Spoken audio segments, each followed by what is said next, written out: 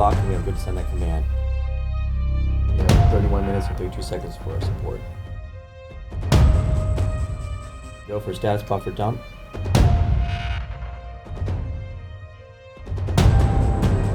Since the retirement of the space shuttle, the engineering team is absolutely critical for Hubble. It always has been. Without the shuttle going up to replace any equipment failures that we have to make do with what we have. What we really are concentrating on is just keeping the telescope working and keep the science going. And everything looks excellent, and we have no reason not to expect that Hubble will last until the late 2020s and beyond.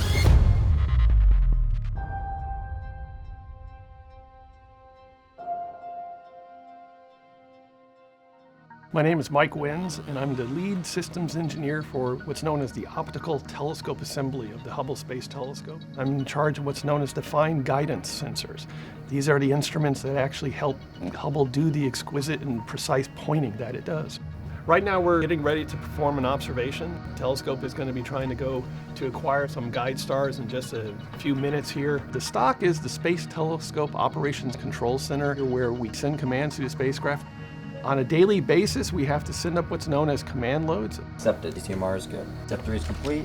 Because the computers on Hubble are very old and they have very little memory, in fact, most of your memory sticks today are 20, 30, 100 times bigger than Hubble, we have to send up essentially a load of all the commands Hubble's going to be doing for the next 24 hours. On a routine basis, we always keep 24 hours of instructions on board, so it's routinely updating for the new sequence 24 hours in advance. We'll start with doing our premise uplink. Hubble is always working, it's always doing something, it's always doing some sort of observation or calibration or getting ready for the next task. We'll be logged on our board at 14:33:17. Hubble is truly a 24/7, 365-day-a-year instrument, so the Hubble can keep on going. It never stops. And we are configured. It's been verified.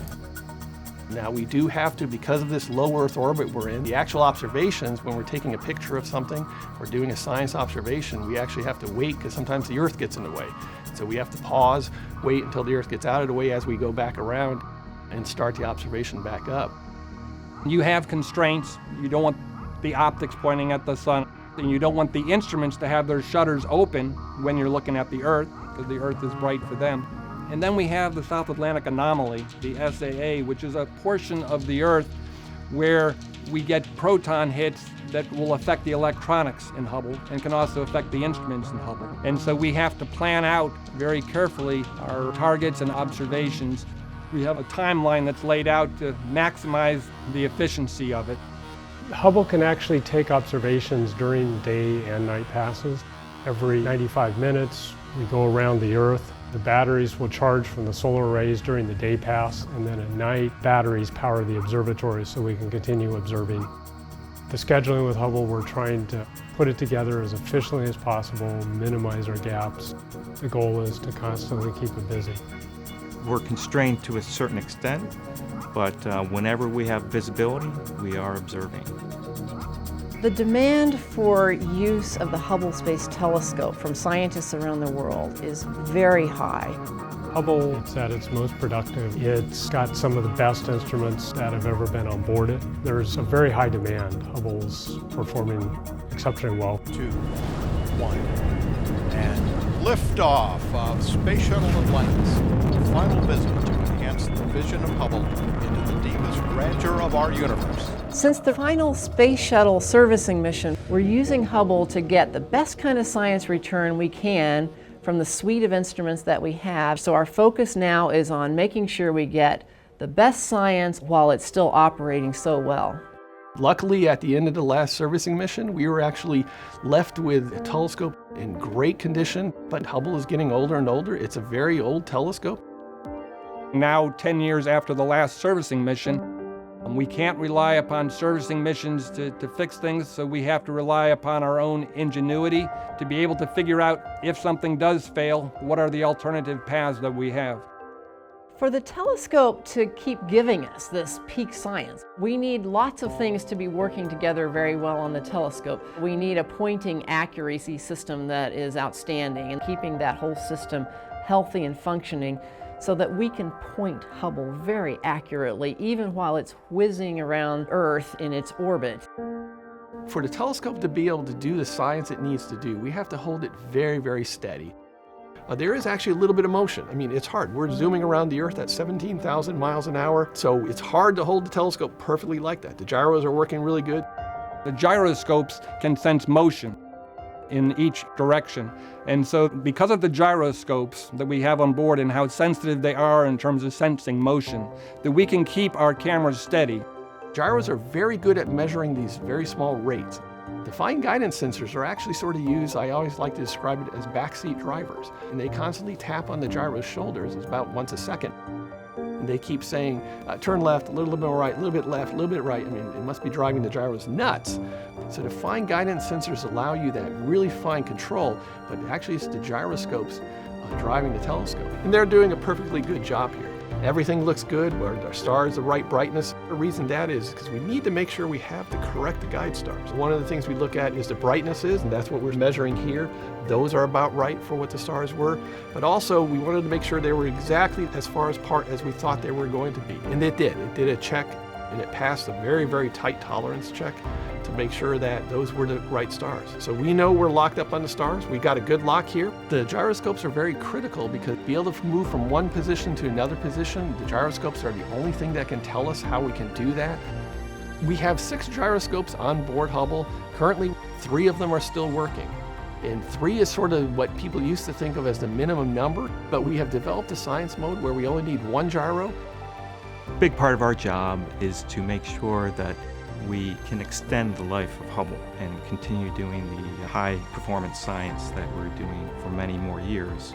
And what we've done is we've gone through all the critical components of Hubble and said, how can we potentially make them last longer, as you might do with your own car as it's getting more miles on it. The gyroscopes have been our most problematic piece of hardware, so I helped lead an effort to develop a 2-gyro science mode. And we were able to use that mode on orbit and be able to perform science.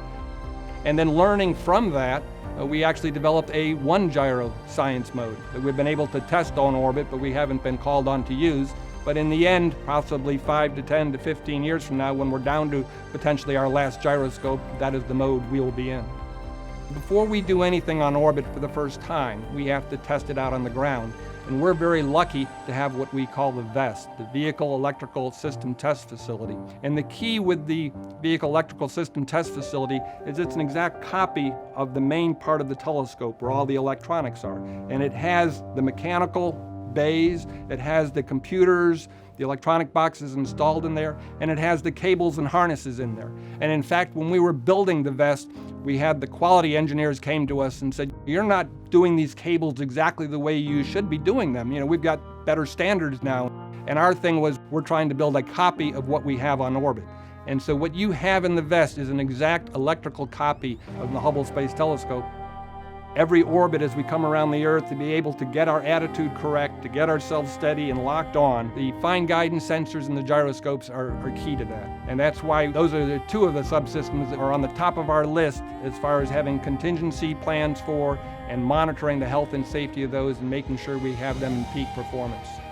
When something fails on Hubble, or we have an anomaly, something we don't understand, one of my jobs is to bring together the experts, which may be a thermal engineer, a mechanical engineer, an electrical engineer, a software engineer, all these different people. And we'll say, you know, how do we deal with this issue?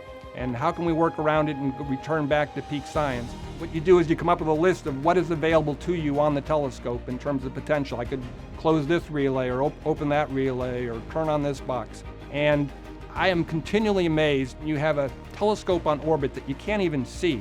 I mean, all you're doing is looking at the data coming down to you from the ground. These experts are able to use their ingenuity and come up with ways to continue to operate Hubble. And everything looks excellent, and we have no reason not to expect that Hubble will last until the late 2020s and beyond. I personally am extremely grateful to the Hubble operations team, these people who work day and night to keep Hubble operating providing exquisite science return, giving us the information that we need to know how Hubble's doing. Is it doing the kind of accurate pointing that we need? Is it getting the sensitivity in the various wavelengths of light in the various instruments that we need to have to do the science? Are we able to calibrate those observations in an accurate way? We couldn't do any of those scientific analyses if we didn't have this team of operations experts behind the scenes making sure that the details of Hubble's technical operations are being monitored, being handled, being managed, being planned in a near perfect way.